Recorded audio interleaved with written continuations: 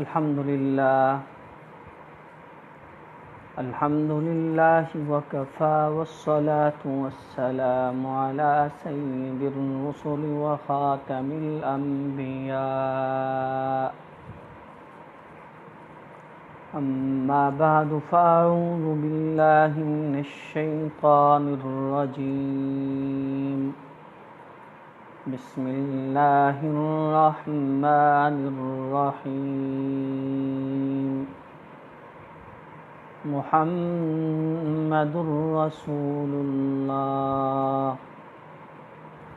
والذين معه أشداء على الكفار رحماء بينهم صدق اللہ العظیم. محترم معزز ناظرین، آج یکم محرم الحرام ہے. اس حوالے سے سیدنا عمر فاروق رضی اللہ تعالی عنہ کی سیرت کے اوپر درسقرآن.com کی انتظامیہ نے بھرپور ٹرانسمیشن کا اہتمام کیا، اور اس ٹرانسمیشن کے ذریعے یقیناً دیکھنے والوں تک حضرت عمر فاروق رضی اللہ تعالی عنہ کی سیرت اور ان کے فضائل و مناقب پہنچ رہے ہوں گے. دعا ہے اللہ تبارک و تعالی درسقرآن.com کی اس خدمت کو اپنی بارگاہ میں قبول فرمائے. ہماری گفتگو کا عنوان ہے حضرت عمر رضی اللہ تعالی عنہ اور ان کا قبول اسلام. حضرت عمر رضی اللہ تعالی عنہ اسلام لانے سے پہلے سفیر تھے، سفارت کاری کرتے تھے، ملکوں کے آپس میں روابط قائم کراتے تھے. حضرت عمر فاروق رضی اللہ تعالی عنہ بڑے وجیح تھے، مکہ مکرمہ کے سرداروں میں سے ایک تھے. ان کا مکہ مکرمہ میں بڑا دبدبہ اور رعب تھا. اسلام کا آغاز تھا غالباً 40 سے 50 کے درمیان میں لوگ ابھی اسلام لائے تھے. اس سے زیادہ لوگ ابھی اسلام نہیں لائے تھے.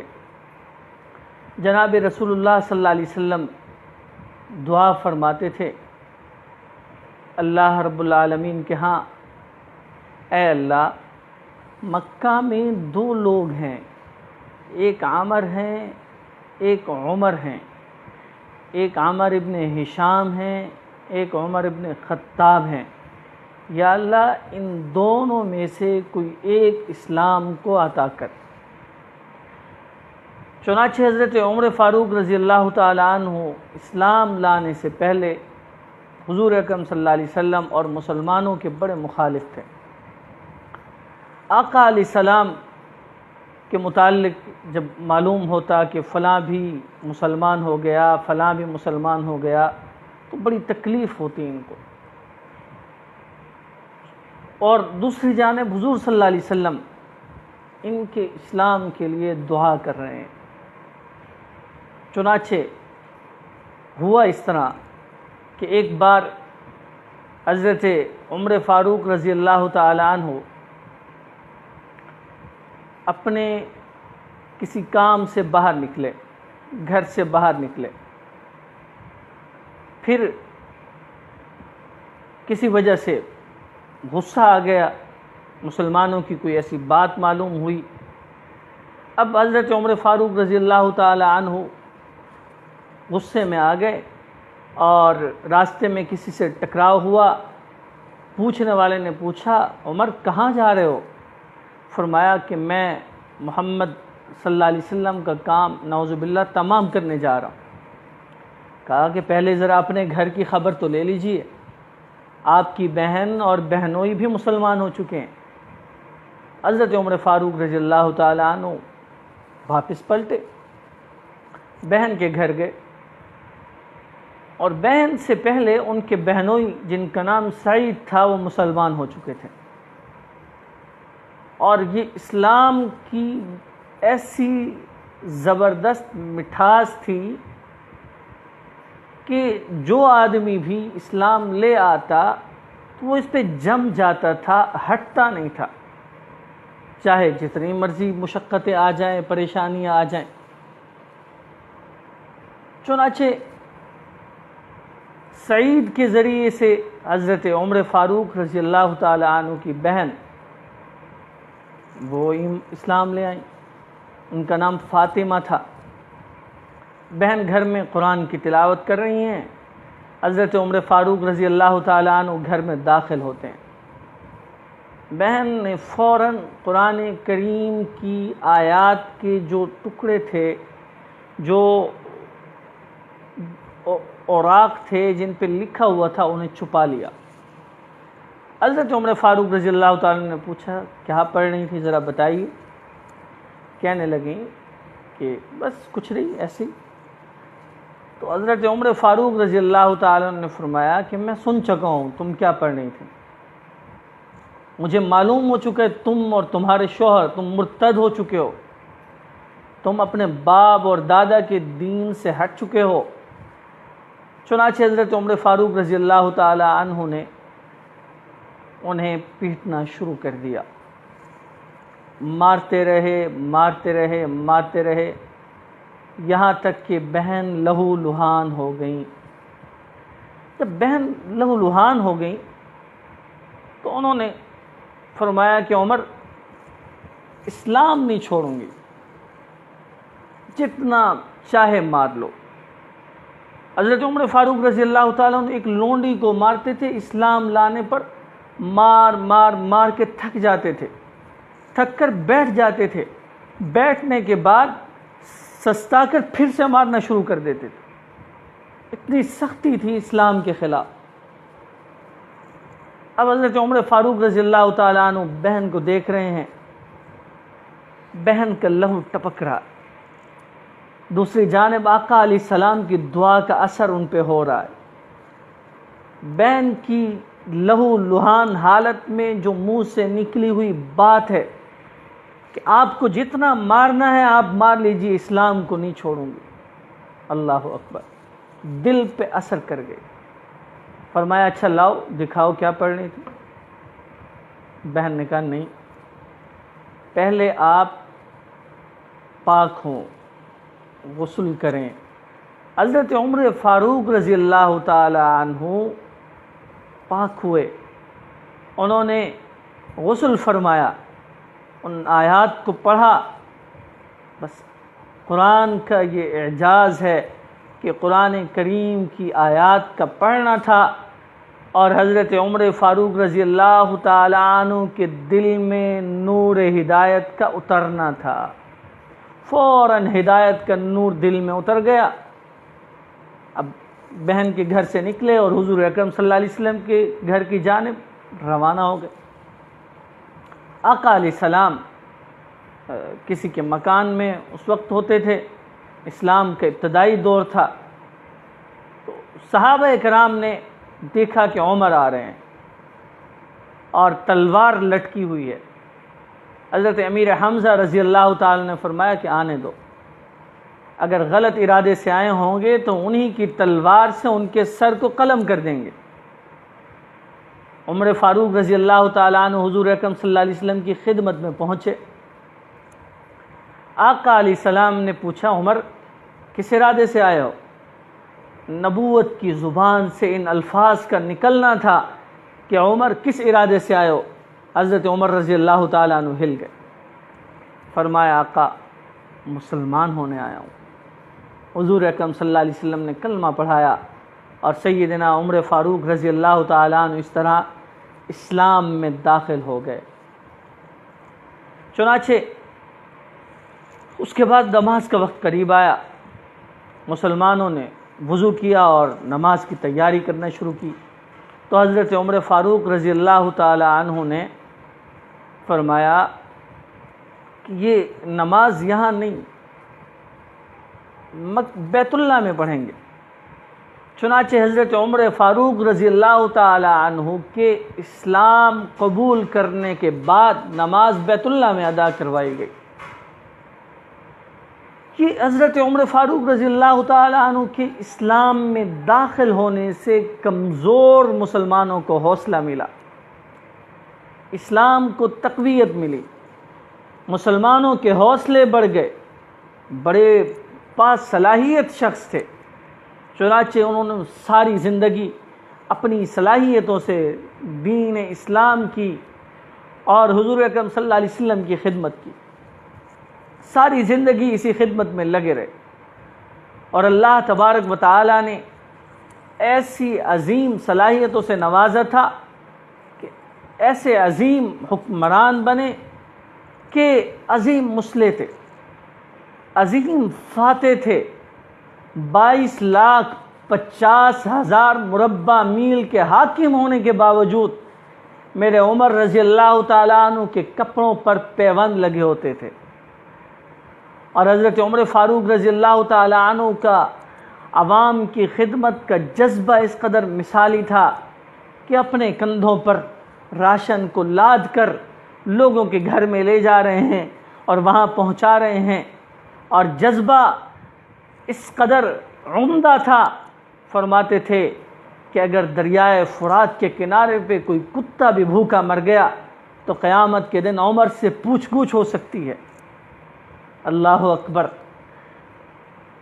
بیت المقدس کو فتح کرنے جا رہے ہیں، یہ حضرت عمر فاروق رضی اللہ تعالیٰ عنہ کی سیرت کے انمٹ نقوش ہیں جو آج کے دور کے بادشاہوں کے لیے نمونہ ہیں، راستہ ہیں۔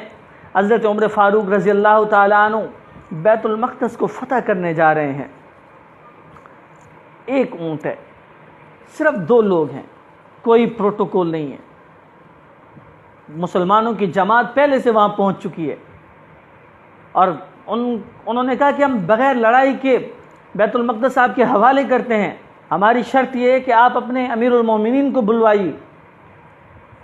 اور بیت المقدس میں فلسطین کے اس شہر میں رہنے والے تمام لوگ شہر کے دروازے پہ حضرت عمر فاروق رضی اللہ تعالیٰ عنہ کو استقبال کرنے کے لیے کھڑے ہوئے ہیں۔ قربان جاؤں عمر رضی اللہ تعالیٰ عنہ کی سیرت پر، حضرت عمر فاروق رضی اللہ تعالیٰ عنہ نے خادم سے طے کیا ہوا ہے، اتنے مسافت میں اونٹ پہ سواری کروں گا، تم اونٹ کی مہار تھامو گے، اس کے بعد پھر اتنی ہی مسافت میں اونٹ کی مہار تھاموں گا اور تم سواری کرو گے۔ جب بیت المقدس قریب آیا تو غلام کا نمبر آ گیا سواری کرنے کا، فاروق اعظم رضی اللہ تعالیٰ عنہ کا نمبر آ گیا اونٹ کی مہار تھامنے کا۔ حضرت عمر فاروق رضی اللہ تعالیٰ عنہ فاتح کی حیثیت سے جا رہے ہیں، ایک شہر کو فتح کرنے جا رہے ہیں، حالت یہ ہے کہ اونٹ کی مہار ہاتھ میں تھامے ہوئے جا رہے ہیں۔ یہ فاروق اعظم رضی اللہ تعالی عنہ کا انصاف ہے، اپنی ذاتی اور نجی زندگی کا انصاف ہے، اپنے غلام کے ساتھ یہ حسن سلوک ہے۔ اللہ تبارک و تعالی نے کس عظیم شان سے حضرت عمر کو نوازا تھا کہ حضرت عمر رضی اللہ تعالی عنہ 22,50,000 مربع میل کے حاکم تھے، 1036 شہر حضرت عمر رضی اللہ تعالیٰ عنہ نے فتح کیے، لیکن حضرت عمر فاروق رضی اللہ تعالیٰ عنہ کے دسترخوان پر 2 کھانے کبھی نہیں جمع ہوئے، ہمیشہ ایک ہی کھانا ہوتا تھا، اور اس قدر احتیاط سے بیت المال سے وظیفہ لیتے کہ وظیفہ کہیں اتنی مقدار میں نہ ہو کہ وہ ضرورت سے زائد ہو۔ لباس میں پیوند ہیں، دسترخوان پہ ایک کھانا ہے، لوگوں کی خدمت کے لیے اپنے کندھوں پہ بوجھ لاد لاد کر لوگوں کے گھر میں راشن پہنچا رہے ہیں، اور صداقت اتنی ہے، اثر بات میں اتنا ہے کہ دریائے نیل کو حضرت عمر فاروق رضی اللہ تعالیٰ عنہ خط لکھتے ہیں، وہ دریائے نیل جو ہر سال اپنی روانی کے لیے چلنے کے لیے ایک دوشیزہ مانگتا تھا، حضرت عمر فاروق رضی اللہ تعالیٰ عنہ نے جب دریائے نیل کو خط لکھا تو میرے فاروق اعظم رضی اللہ تعالیٰ عنہ کے ایک خط پر دریائے نیل چل پڑتا ہے۔ آج دنیا انسانی حقوق کا رونا روتی ہے۔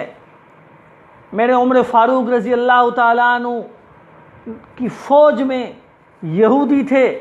میرے عمر فاروق رضی اللہ تعالیٰ عنہ نے ویلفیئر کو قائم فرمایا، ویلفیئر کی بنیاد رکھی۔